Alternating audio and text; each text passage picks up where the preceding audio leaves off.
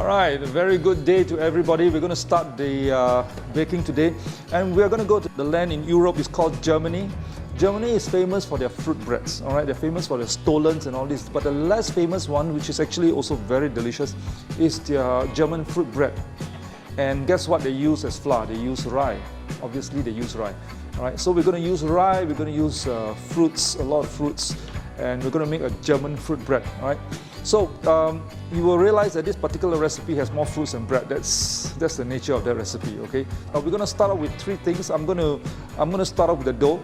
After the dough, I'm going to show you how to, more or less, show you how to prepare the fruits, and then last minute I prepared some cream cheese. I'll show you how to put cream cheese to eat together with it, and we're done. Okay, let's start off with the dough first, right? So the dough itself, we have 180 grams of water. I'll prepare some water here, just water. You want to use spring water, you want to use any water, fine. Just don't use alkaline water, please. I know you have some alkaline water at home, right? Don't do that. Tap water will do, mineral water will do, just don't use alkaline water. So we got 180 grams of water. Now as mentioned earlier, this is a machine. The wet ingredient goes in, the dry ingredients on top. If you're using manual, some of you don't have a machine, you're going to manually knead it. Dry ingredients at the bottom, wet ingredients on top. All right, that's the difference, right? Okay, 135 grams of German flour, okay, German rye flour. You can use the white flour, you can use the dark flour, okay, up to you. But dark flour will be more fragrant and it gives off a better sour tang. So I'm going to put in the 135 grams of German rye flour. Then we have 105 grams of also German flour. This is wheat flour. Use the 12% one. All right. And we have malt and rye. This is my favorite. When you have rye flour inside, it's best to put in some malt, and we happen to have malt and rye inside our recipe. Okay, our malt and rye. It gives a sour tang. And it's going to be, how many grams? It's going to be 25 grams, yes. 25 grams of malt and rye. 25 grams. Okay, it's got some rye grains inside there that gives the bread a good chew. All right, that's 25 grams. Okay, the next one is Panettone. This is a bread sour.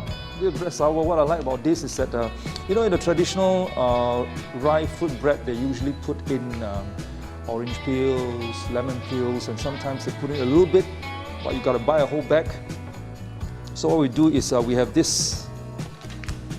It's called Panettone. Let me tell you this, it smells great.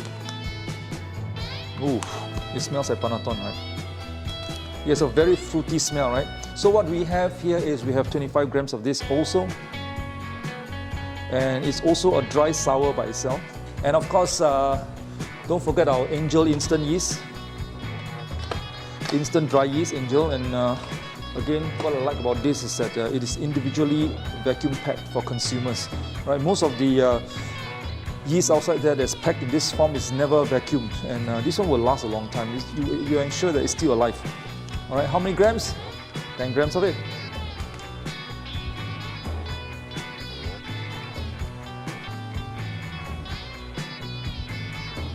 Yeah, the whole thing. What's next? Salt. You just make sure the salt when you put in is at the side. Don't put it directly onto the yeast. Just put it at the side. Oops. All right. That's it. And what you have to do now? All you need to do is mix it up. You know, it's what we call a direct dough method. We have all the sour ready, so we don't have to do too many times. We just need to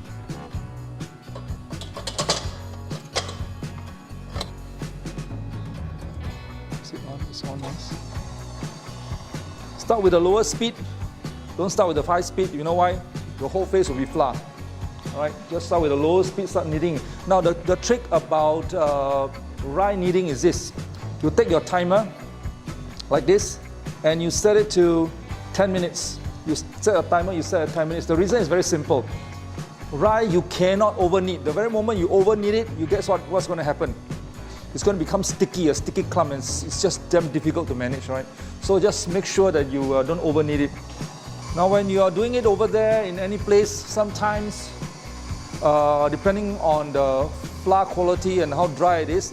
Sometimes it can be too dry, sometimes it can be too wet. So you can adjust a little bit of water by 10-20 grams a little bit, all right? You don't have to do it exactly.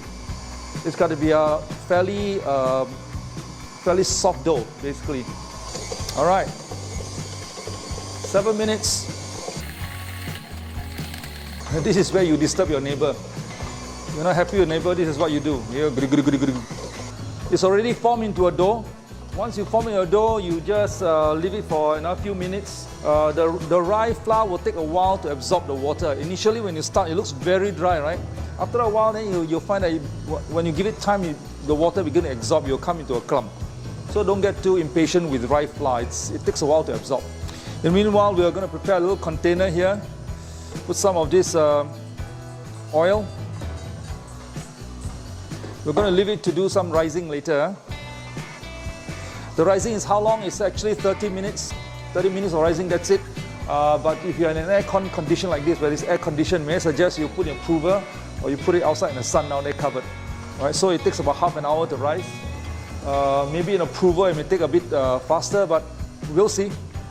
Half an hour is the standard time on room temperature. When I say room temperature, I meant Asian room temperature, 30 degrees. All right? The room temperature in European countries is 21 degrees. All right? So when I say room temperature, I'm talking about Asian room temperature. Okay, so it's forming gluten, but I'm going to leave it there to knead for a while. It's formed into a dough already. Sometimes you got to watch. Don't let it become gluey. Yeah?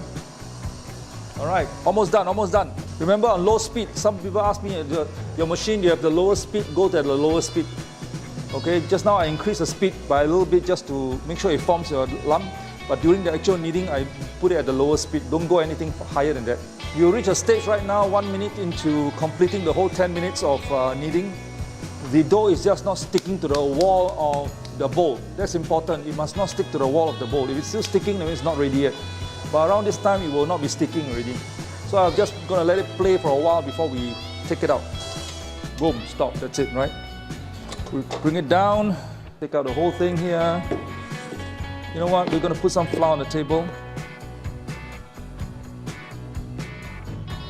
And we're going to take out the whole thing. See, it doesn't stick to the bowl at all. That is the condition it should be in, right? It doesn't stick to the bowl at all. Put it aside. I'm just going to take it out. It doesn't stick to the hand.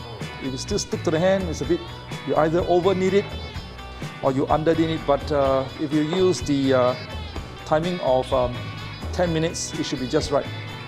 Okay? So all you need to do is to make sure you form into a ball like this. Okay? And leave it for first fermentation. All right? What you need to do is to put inside here. And you leave it in a prover. May I suggest you cover it with a string wrap, right? Because the air will dry it up, so you cover a string wrap, right? And just put in a prover like this.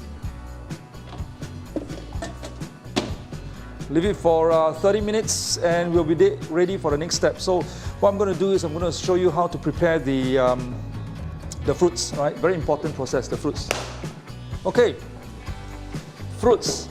The reason why I prepared it already because you need to soak it for up to 8 to 24 hours, okay, for the water and the rum to go in.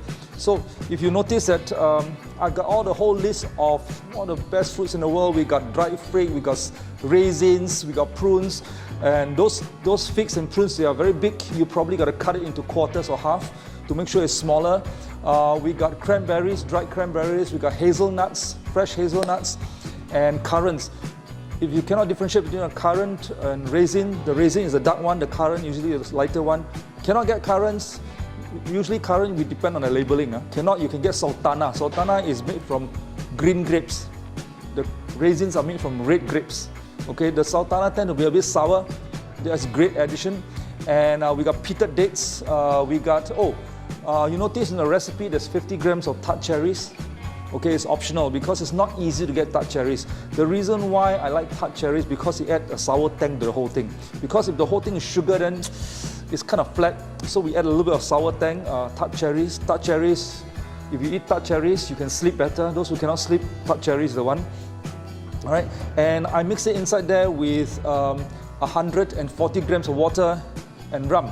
Now, if you're at home and you're wondering what kind of rum, the most famous rum is Bacardi rum, but I suggest you try Mayer's rum.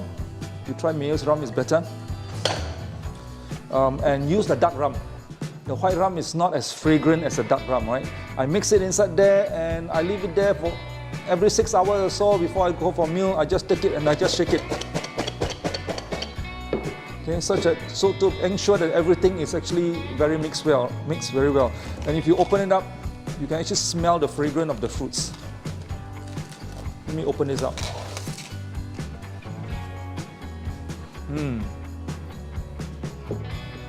Sweet, rum fragrant, everything is there. Now what happens if you cannot get rum?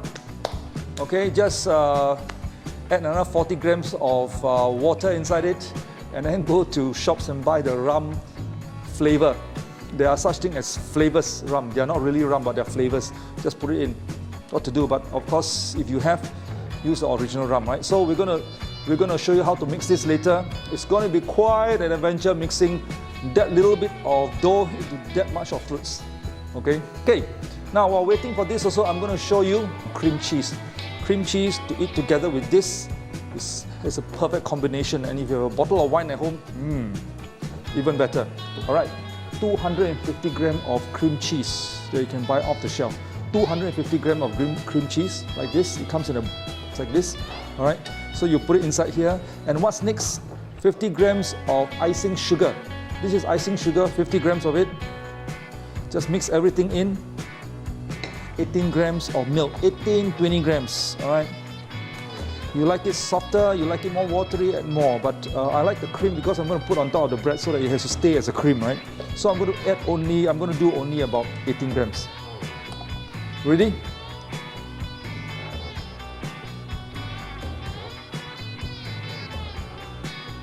That's about 18 grams of it. Last but not least, lemon zest. Okay, I'm going to zest the skin of one lemon. It always gives the cream cheese a very refreshing zing to the whole thing whenever you use a zest of lemon. Okay, do not zest in the white part of the skin, all right? The white part of the skin is bitter. Okay, very simple. Now you're going to use this, it's called, in Kenwood, they call it a K-hook. It's not exactly an 8 bitter, but this kind of hooks will do.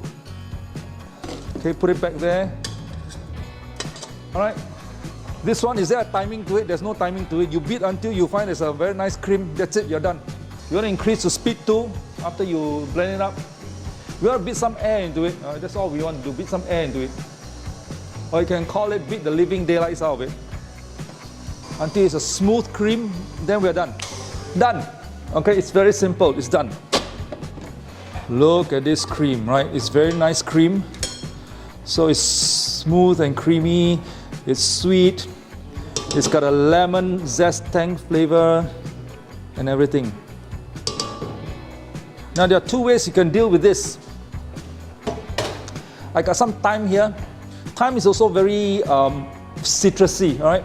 You can either put the thyme inside there, but if you want to use the thyme for garnishing later, then we put the thyme on top later, so it looks prettier. Huh? But if you're too lazy, you just want to eat, you can throw the whole thyme inside the whole thing. It's okay. Okay, so I'm going to put this inside the piping bag first, and you see how it can transfer into this little bottle here. All right. You notice that it's pretty sturdy. That's the sturdiness we want. We don't want it to be dripping. Once it's dripping, it's very difficult to decorate your bread with it. Okay, so we have a lemony, zesty cheese like this. So I'm going to cut this and I'll put it right in. All right, look at that. There we go. So later we'll just pipe it through here. Yeah, we're done. That's it. So now we wait for the rising. Probably there's another 15 minutes more to go, and then I'll show you how to mix them up. All right. So we got our dough ready. Now you're expecting the dough to double. No, it's not going to happen like that, right? For this particular dough, it just grow a little bit bigger, but it doesn't double. But what is important is it's softer right now. So what we need to do is to try and get this lot into that. Okay, now that's where the challenge is. So what you do is you take this out, okay, and you form into a flat little pie like this. So later it's easier for kneading. I can smell the dough right now. Okay, you put it like that, okay, flat, and you spoon your first few bits of fruits onto it to start off. Then later as it knead, we will have to spoon it in a little bit at a time. Now this one you gotta go slow speed. If you go too fast, you get dried fruit juice. Okay, you get dried fruit juice. Okay, so now all you need to do is to start kneading, right? Let's put it in. And now you just have to stand down there with your little container and start feeding the baby, all right? It's called feeding the baby.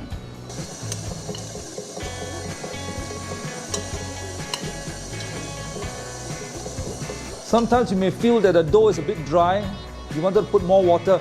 Don't be tempted to put more water in the dough as you're kneading it for a very simple reason. There's a lot of fluid inside here. After you mix it, the dough will become wetter. So if you try and put more water, then later you have difficulty holding it up, right?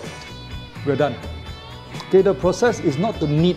This process is to mix. Simply mix, nothing else. Ta-da!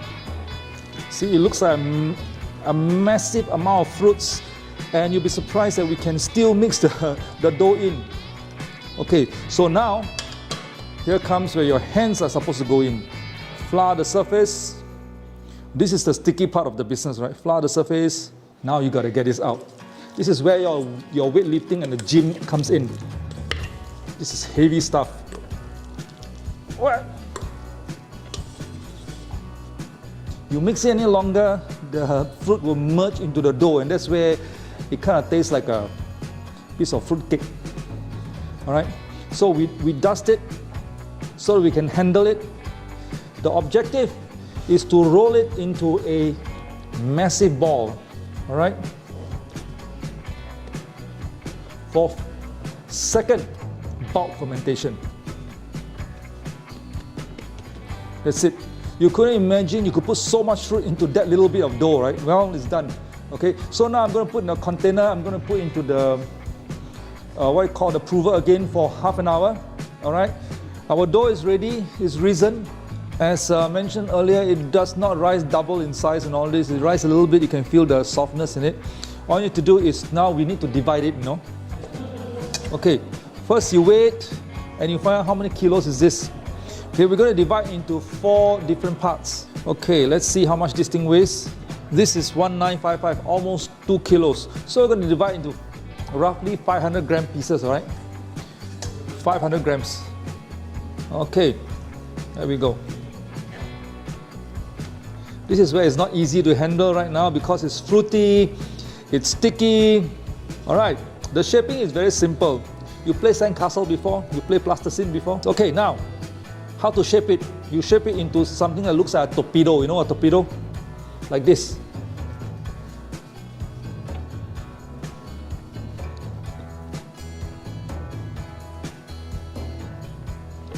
This kind of torpedo. Just like that. Very simple. Okay, 4 torpedo shapes. Then we're going to leave it for final rising. Okay, final rising before we actually bake it. Now the final rising actually takes about an hour. For this, make sure you cover it up so that it doesn't dry up. Because when the fruits dry up and you bake, it dries up further, it becomes a very hard skin. Okay, so make sure you cover when you're rising it.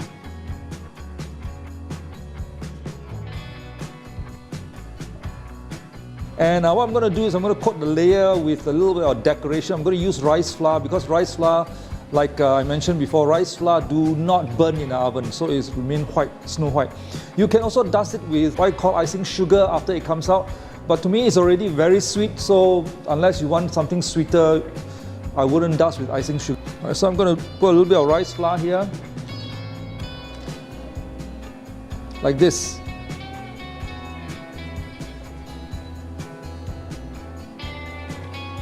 A thin layer will do, don't over dust it, after the whole thing will taste dusty, you know. Look like you just bit into something that has not been dusted for a long time. Okay. Now, we put it in the oven for half an hour at 200 degrees, alright?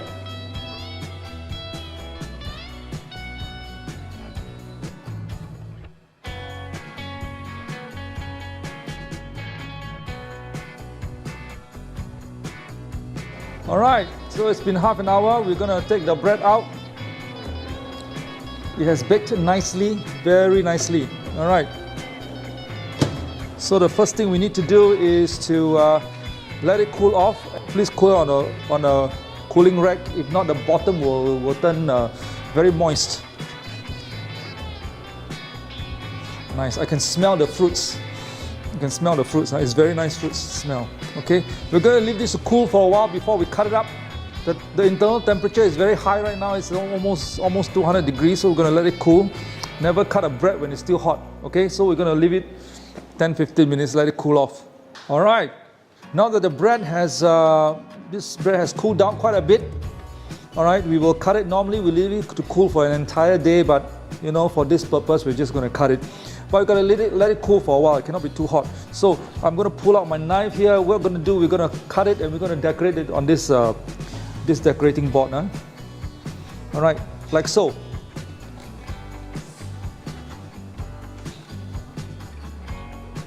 See, this is how it's supposed to look like, right?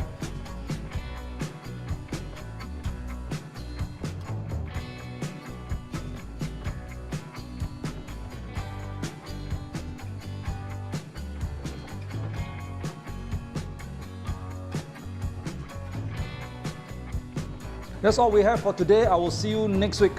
Next week we got interesting. We're going to do scones, cream scones. All right, so I'll see you next week then.